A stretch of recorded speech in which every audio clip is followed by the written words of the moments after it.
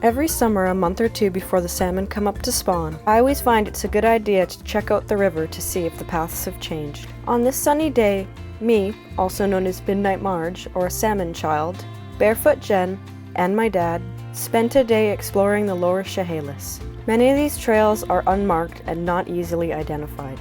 I do not recommend anyone venture into the forest without a clear guide. This leaf-littered side eddy felt very barren without the adult salmon splashing around that we watched last year. But in the murky water appeared the fry of last year's spawn.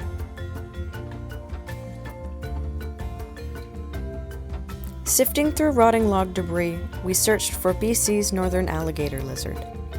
It was midday, and as lizards do like the sun, once it gets too bakey, they can overheat and tend to hide underground.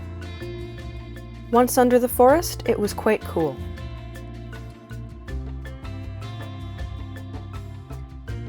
When we reached the streams and looked around, we found a bunch of crayfish. The water was up to my waist and was very calm and easy to wade, unlike in fall when it can get up to my lower chest and sometimes I'm afraid I'm going to fall in. There were plenty of caddis making highway trails along the sand. I always find the river to be lonely and quiet in summer. The gravel seems very barren without hundreds and thousands of reds and fighting spawners. But upon further inspection, there is always plenty of life. Little salmon are always dibbling and leaping in the small pools, waiting for any passerby insect. There is plenty of greenery and treats for all the wildlife to eat. And salmon berries.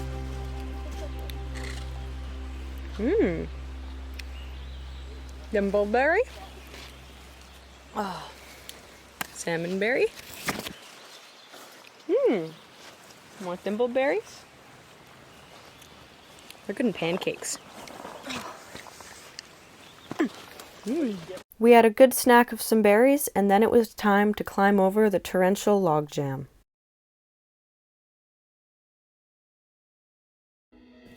Every year with the rains and heavy torrent, it pushes this logjam from Chehalis Lake down further and further. Every step is uneasy. Going slow and testing every log before I stepped on it, we slowly made our way across. When it is damp, these logs are very slippery and it is easy to break a leg, slip, or fall in if the river is high. Usually on this circle hike, we see bears or a herd of elk, but today we saw no evidence of large animals except a few old tracks and some scat. At the end of the day, exhaustion consumes us. The walk back through the salmon forest is long. Many skeletons of fish lay in the exact same place where they passed. For some, it may feel uneasy walking through the remains of the salmon people. For me, it is a special experience with my best friend Jen and my amazing father, who showed me the trails and navigation of this river throughout my life.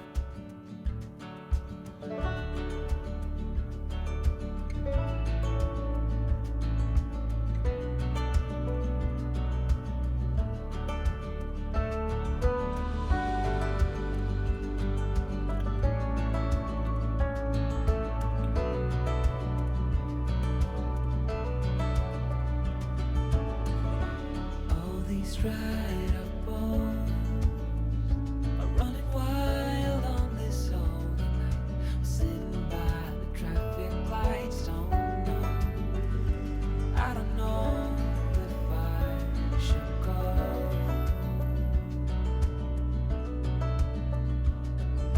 We will be back again to the trails of the salmon forest to hike and fish when coho season is at its prime.